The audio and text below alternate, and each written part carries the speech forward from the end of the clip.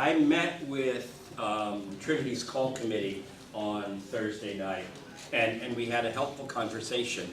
And they asked me to kind of do a preliminary conversation together with all of you, which summarizes some of what I said to them on Thursday, because they thought it would be helpful for all of us to be on the same page about this.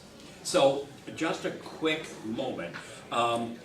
The fact is that the call process in this synod and in most of the synods across the church continues to evolve among us. And so the call process this time for Trinity looks significantly different in parts from what call processes looked like previously.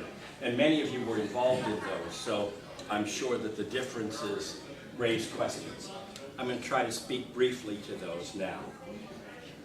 The church has determined that transitional times in church life need to be viewed more broadly than we used to view them. The notion used to be that after a pastor left, the only really important thing that needed to happen was finding another pastor. And so all of the energy and focus of the congregation went into that effort.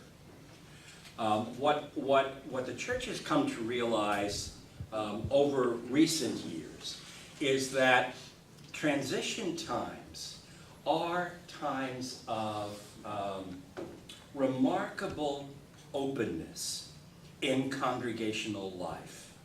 They are times when the congregation can make adjustments and changes that are almost impossible to make when a pastor is in a settled call and things are moving along as they ordinarily do.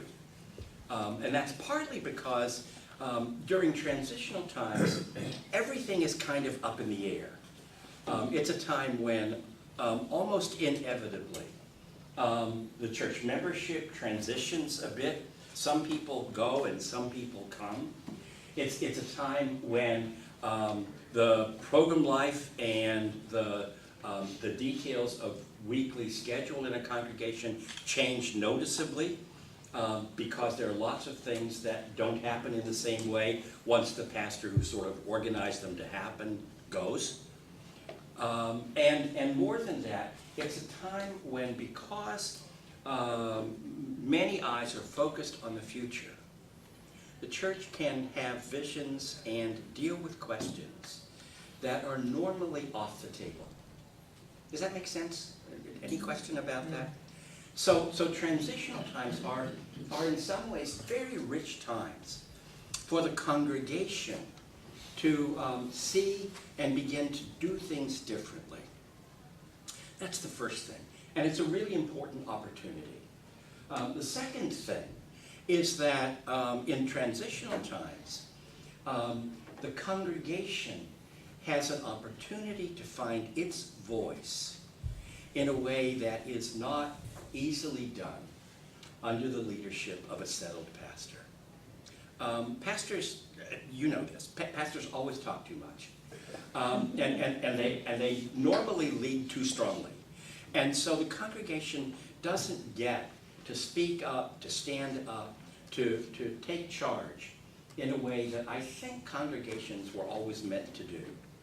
And so in a transitional time, under the best of circumstances, congregational membership has a chance to own the ministry that really is their ministry, and to let their voice be heard in terms of the things that matter and the way forward.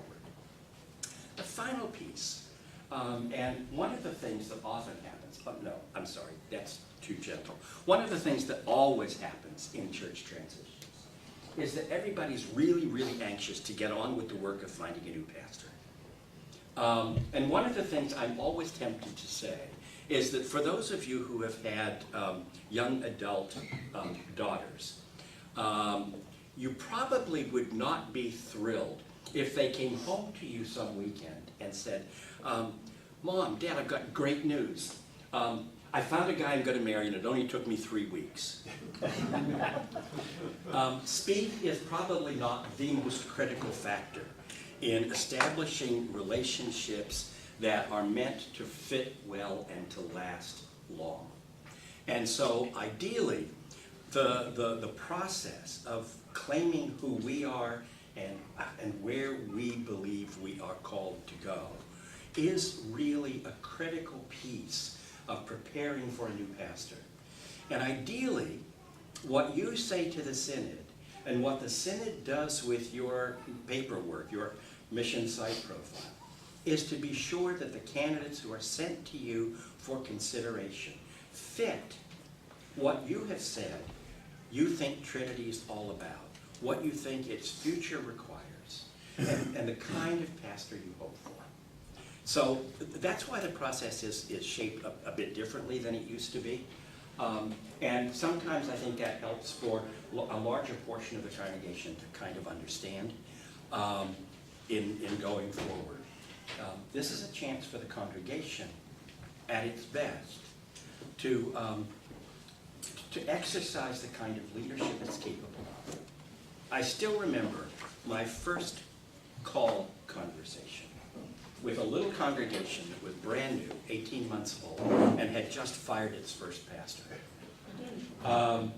And I went and sat down to talk with those folks and realized that they didn't need a pastor. The congregation had organized ministries so well that they were carrying on better without a pastor than I knew they would when they finally called one. And so I felt badly about the fact that they were in this process, because I knew that once the pastor came, most of those folks would go back to expecting the pastor to do all of those things rather than doing them themselves, which in fact happened because I went there. But part of what a congregation does at its very best is ministry, active involvement in serving the larger community. And so this process is designed to try and encourage that, to help you be clear about that as you go